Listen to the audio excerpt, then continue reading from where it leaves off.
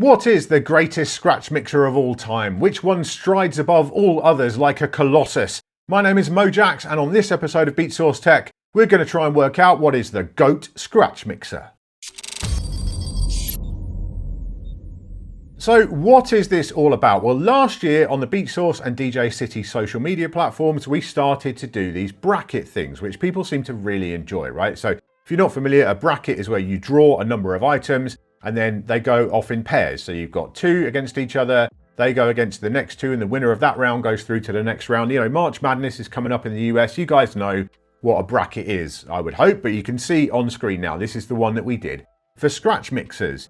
So I thought, yeah, why don't we do this as a video? Now, some caveats to begin with. I would not have necessarily chosen these mixers to begin with. There are some choices there that I wouldn't have made. But rather than doing my own bracket from scratch, I thought, let's work with this one and then we can kind of come back to some of these other mixers that are in my head later on. So that's what we're going to do today, and that might mean that we don't get the definitive ultimate GOAT scratch mixer, but we are going to get the GOAT out of this particular selection. So we're just going to go through, we're going to start on the left, we're going to do top left, top right, and then work our way down through these pairs of mixers, because I have something to say about pretty much every single one of them, and then we'll get to our ultimate winner from this particular bracket. And as I say, we might revisit this later on, but let's go for it, right? So we're going to start top left. All right, so let's start with the first pairing, which is going to be the Pioneer DJ DJM S11 and the DJtech DIF2S Mark II. And yeah, this one, let's be honest, it's a bit of a shoe-in. The DJM S11 is my current mixer of choice. When I take a mixer out to DJ with, which I do most of the time, it is my DJM S11. It's in its soft case down there right next to me now. Custom skinned, all of that. I love the S11. It is probably the pinnacle of current scratch mixer technology with the built-in effects and everything else. It's got 4 channels in there, which not a lot of people use, but there are lots of ways to work with it. It's very powerful, sounds very good, sounds a lot better in terms of phono preamps and so on than the S9 that came before it.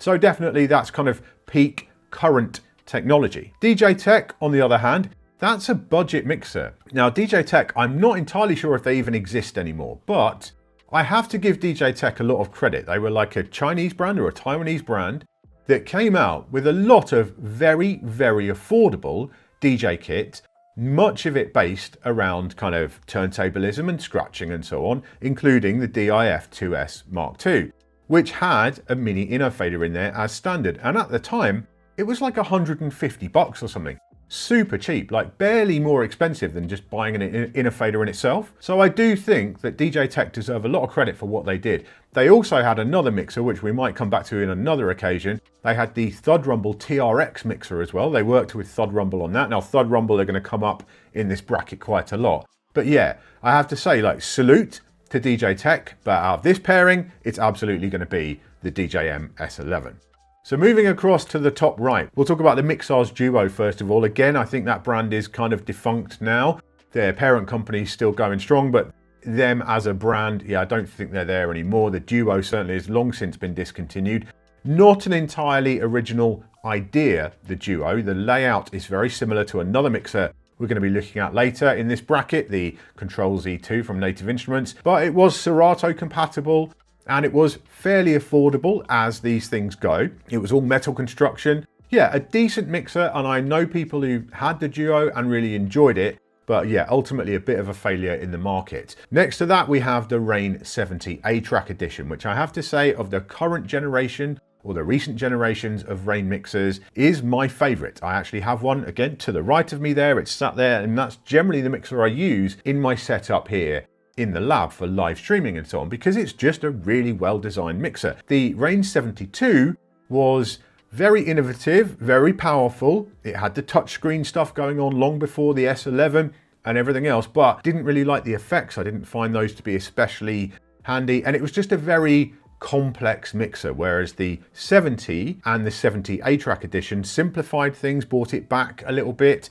You've still got all the control over your software with Serato DJ Pro, but you don't have this big touch screen that's very kind of hard to navigate and work with. It's just kind of simple and it just kind of works. The a-trak version, they added some new effects, which I don't use, but We're talking about scratch mixers here, and they are quite powerful turntablism related effects like the fader effects and so on. And it had a slightly different shape to the sound to it as well. So out of the 70 and the a-trak, that's my choice. And out of this bracket, the a-trak absolutely takes it. Our second bracket on the left-hand side, this is a bit of a tricky one because I don't think Rane are getting a fair representation here with the 52. I think my recommendation to the team was that we actually put the 56 in there, but we ended up with a 52, and I would not even have chosen the 52 over the 54. I would have chosen the 54. The Rane 52, to its credit, I believe was the first battle mixer from Rane. And so we do owe it a debt of gratitude for that. I think the 52 and the 54 Mojo mixers came along at roughly the same time. They had kind of the first iteration of Rane's really dope faders for cutting. So they definitely gained a lot of fans with the 52. But yeah, in this bracket, ultimately, the 909 is going to take it. The 909 is a mixer that I truly lusted after. I really wanted a 909. The main reason was that, I don't know, early 2000s at some point, I saw DJ Jazzy Jeff playing at Fabric London, and he was using a DJM 909, and he was using echo transitions, and that was the first time I'd ever seen a DJ using echo transitions. I just thought it was the most spectacular, most wonderful thing, and I immediately hunted down equipment to let me do those echo out transitions. It literally, that one night, changed the way that I DJ forever. But I never have owned a 909 because at the time, early 2000s, they were still very, very expensive, even on the used market. I ended up getting a 707, which was a very similar one, but without effects. And I got an EFX 500 to go with it. And that kind of replicated it, but it didn't have the ducking echo on there, which is what I believe Jazzy Jeff was using at the time. It was, yeah, a touchscreen mixer with effects built in, multiple effects all at once. The layout was fantastic. The faders were great. You know, we're kind of comparing a Japanese, you know, high-end, really technically intricate designed vehicle compared to that muscle car of the Rane next to it. And I'm afraid, yeah, that one, absolutely. The 909 takes this bracket for sure. The next bracket includes two real champions of innovation. One which is perhaps remembered more fondly than the other. We're talking, of course, about Vestax and Stanton. Now, Vestax, let's be honest, we probably could have filled out this entire bracket with Vestax mixers if we wanted to. We could do the GOAT Vestax scratch mixer bracket for sure. And indeed, that might be something we'll come back to at a later stage. Let me know in the comments if you'd be interested in that. Vestax were on just an absolute run through the late 90s, the early 2000s of real innovative battle related and turntablism related products, and they were not just innovative, but they were widely adopted and widely used. Irony being, of course, here we have one of the rarer Vestax mixers from that time. We're talking about the PMC 07 Pro ISP. Now, I don't know why my team chose this particular model. Maybe one of them had that one, I don't know, but yeah, it's interesting. And I kind of like the fact that we don't have the regular 07 in here because we can come back to that at another time. But yeah, the 07 ISP was basically an 07, but it was quadraphonic. And I only ever came across one of these in real life one time at an equipment retailer I used to work at. We had one there and I did get to play with it. Had this beautiful blue and chrome finish, which obviously looks pretty messy pretty quickly, but when it was fresh and clean, it was wonderful. But yeah, it was quadraphonic. So it had two sets of outputs and you could use these little joysticks to go between the front and the rear and the left and the right. So this was developed, obviously ISP in the name, in conjunction with the Invisible Scratch Pickles. And yeah, honestly, like super innovative. I personally had a bit of a problem with it because at that point I was already using CD decks of some varieties and this only had phono inputs. The phono line switches that were on there on the regular 07 were taken off in favor of those joysticks. And so you could only use it with turntables. So it was not a mixer I ever would have bought because it just didn't have that functionality, but it retained everything else from the 07, the little faders for your EQs and everything as well. Very powerful mixer.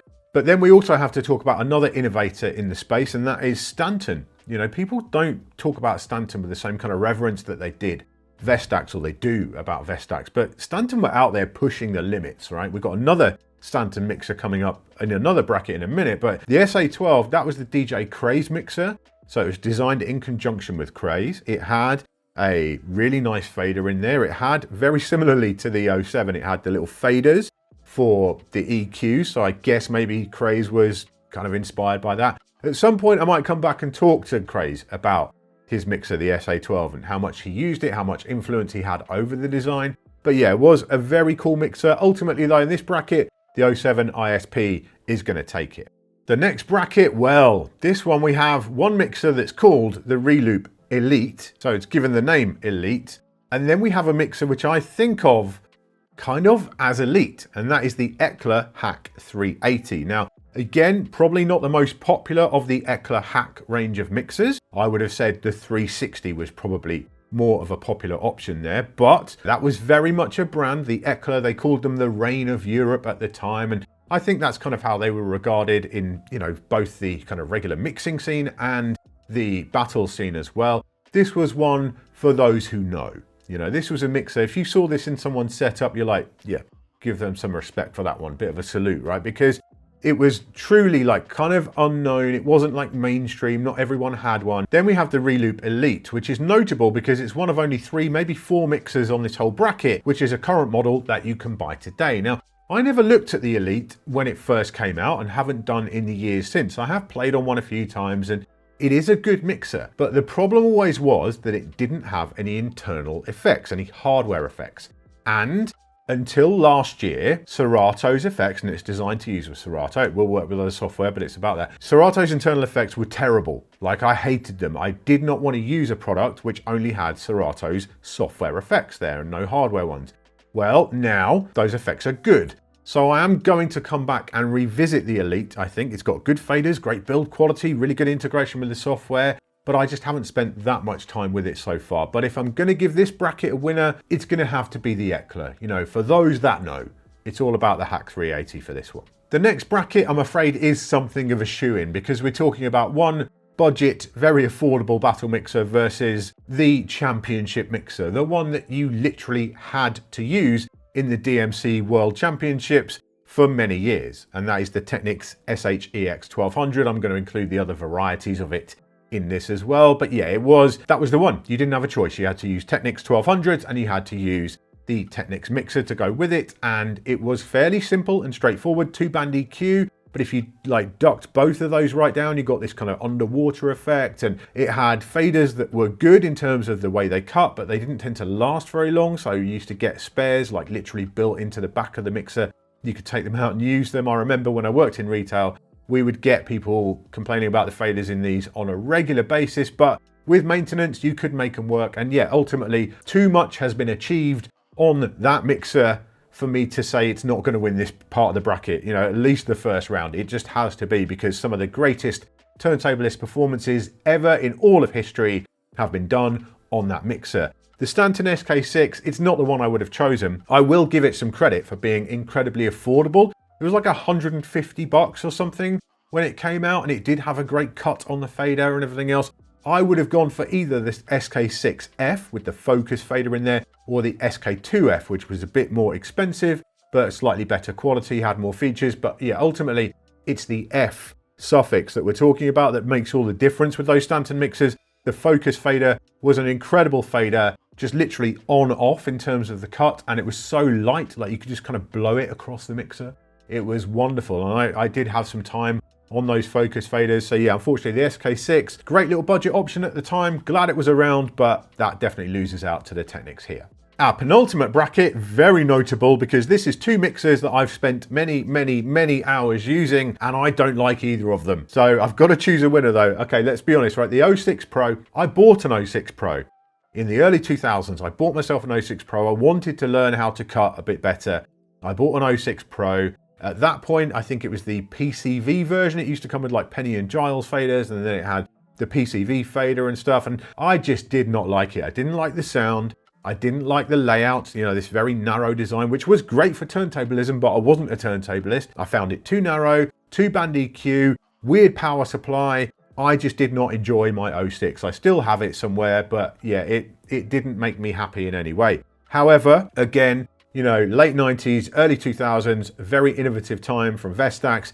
This was a mixer which people absolutely loved. And one of the things with the 06, that very narrow form factor meant that you could have, you know, multiple DJs all with like 06s and a turntable in a quite compact space. It didn't take up a lot of room, so that gave it a big advantage there. The other one the Rain 57. Again, I DJ'd in a duo, Fat Plastic, in the early 2000s, and my partner in that had a 57. I did not like the 57. I've said on the Road podcast last year, it just wasn't the mixer for me. I don't like the ergonomics of it, the knobs and everything else, but that one has to get credit because that was the Serato mixer. In the early days of Serato, that's what you had to get to use Serato with your DVS setup, and it opened a lot of doors for what DJing is today. And DJing today would not be what it is without the 57. So both very important mixers, but this bracket, the 57, absolutely takes it. In our final bracket, we have the PMC 05 Pro 2 from Vestax. Again, another Vestax mixer in there. This one and the 06 were pretty much the same mixer, just with a different form factor. So all of my feelings really about the 06, apart from the size and layout of it, kind of applied to the 05, but we have to give it credit for what it was, right? It was a very important mixer, almost like, industry standard in many ways. It was the default setup. If you wanted to get into turntablism, you bought yourself an 05 or an 06 for a long time. That's what you bought, that's what you used. And so I'm sure a lot of people have very fond memories of those mixers. Then we have the Native Instruments Tractor Control Z2, which might still be a current product, I don't know. Every time I make a video about something new from Native Instruments here on the channel, there are dozens of people pop up and say, where's the new version of the Z2? I want another Z2. People love that Z2 and it still gets used today. If Tractor is your platform of choice and you're a turntablist in any way, then you're going to be using a Z2 because that's the one mixer that works with it properly. And it is a great mixer. I owned one for a while. I owned one for about a year when I was mainly playing on DVS with Tractor, and I loved it too. I thought it was fantastic. It's kind of a weird construction, very boxy, but those pads are great down along the two sides, either side of the crossfader. You've got mini inner faders in there. You've got really nice control over the software, and it does last a very long time. Native Instruments hardware is just really, really durable. So I think on this one, this is probably the most difficult bracket out of all of them, because that 05 is, if you're talking about the GOAT scratch mixer, the 05, I think it's got to take it. The Control Z2, I wish this wasn't a bracket. This is the thing with brackets, right? This is how it goes. I can't choose what's in what bracket. And yeah, I've got to just go for the 05, just for that legacy of the 05. But yeah, I'm sad that the Z2 is going. All right, quarter-final number one, we have the battle of the DJMs. We have the DJM 909 versus the DJM S11. As much as I do respect the history of the 909, so does the DJM S11. The DJM S11 is like the pinnacle of battle mixer technology today, I believe, and it directly pays homage to the 909. It's inspired by that, the touchscreen in the middle and everything else. They even did a limited edition version of the S11 that looked like a 909. So ultimately, yeah, the 909, it was fantastic, it was brilliant in its day, but the 909 of today is the S11, so that's absolutely going to take this one. Our second quarter-final is the Eckler Hack 380 versus the 57. As I've already said, the Eckler Hack mixers, very much for the heads, very much for those in the know. And it was fantastic, but here, the 57, the fact that this literally changed the way that we DJ today, that one, as much as it's not my personal mixer of choice, that's got to take the lead here. So yeah, the Rain 57. Our third quarter-final, well, this one is a bit of a challenge because the 70 a-trak, definitely that is a solid mixer. As I say, I have one here. I love that mixer. The 07 ISP in particular was a failed experiment. It wasn't widely adopted. Not many people bought it. They are very rare. If you find one today in good condition, lucky you. If this was the regular 07, it probably would have walked it, but it's not. It's the ISP in this bracket. And as I say, I didn't make this bracket. I didn't design it. So on this one, yeah, the 70 a-trak is going to take it. Our last quarter-final, this one is a challenge again, right? The 05 Pro from Vestax versus the Technics Battle Mixer. I mean, both of these have been home to the greatest turntablism performances of all time. Both of them have, the 05 and the Technics Mixer. It's a difficult one, and I would love to see Vestax represented in the finals here, or at least the semi-finals, but I'm afraid if we're talking about GOAT scratch mixer, the Technics has to take this one. It has to be in that semi-final because you just can't deny the litany of absolutely essential moments in turntablism history that have taken place using that mixer. So for this one, yeah, the Technics takes it. So we're into our first semi-final, and this is where this just gets super hard for me, because we have my personal favorite mixer, the DJ MS11, the one that I trust week in, week out, and I use all the time, versus a mixer that I don't like very much, the Rane 57. But would the S11 exist if the 57 hadn't existed before it? No, probably not. You know, Pioneer at the time were doing their own thing with the 909, etc., but they didn't come out with a mixer with an integrated, you know, audio interface for Serato until much after the 57, years after the 57. I'm going to have to give it to the 57, even though it's not my, as I say, not my choice, not my taste. But if we're talking about the GOAT scratch mixer and we're going into the final, one of those two, I'm going to have to say goodbye to my boy, and it's got to be the 57. So our second semi-final, this one, not so difficult. You know, we've lost some plucky heroes along the way on this journey. That's the nature of the draw when you're doing a bracket like this. And, you know, if this final had gone differently, if the semis had gone differently, we could have been in a different position, but we aren't. We are there with the Rane 70 a-trak edition. Again, a current mixer you can buy today, which I absolutely love and I use on a regular basis. And we're comparing that with the Technics SH-EX 1200. Again, we have to defer to history. We're going with the Technics. So our final is going to be the Rane 57 versus the Technics SH-EX 1200. Let's go. So we come to our final matchup, and you know what? I said at the start I would have put different mixers into these brackets, and I'm certainly disappointed that some of the brackets drew the way that they did. But I don't think there are many of you out there, I'm sure some of you are already kicking off in the comments, but I don't think there are many of you out there who would argue that this is not, you know, a decent matchup for the final. I think this final stands pretty well. I think we've got to a good place here. The Rane TTM 57 SL, the mixer that literally redefined DJing for the next digital generation. Laptop DJing, Serato use, all of this. It just wouldn't be a thing in the same way without that 57 SL and Serato. It changed DJing forever. Again, not my favorite mixer, didn't love it, but it was so important. Then on the other side of this matchup, the Technics SH-EX 1200, the mixer that you had to use for the DMC Championships, which for the longest time and still today,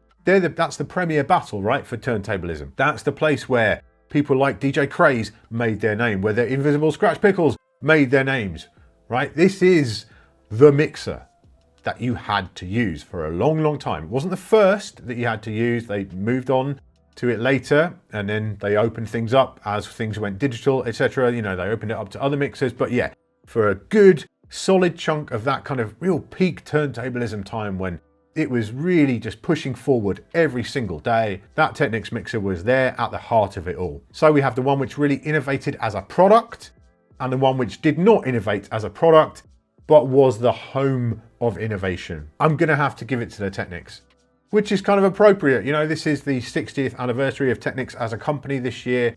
I'm gonna reach out to them. Hopefully we could do something about that, because they were such a pivotal company in the history of DJing, sometimes by accident, not necessarily on purpose, but yeah, so important. So it's kind of fitting that they win this particular matchup. So yeah, we might come back and do battle mixers again. We're certainly going to do other brackets in the future if you guys and girls like this format. But yeah, for me, as of today, with the bracket we had in front of us, the GOAT scratch mixer is the Technics SH-EX 1200.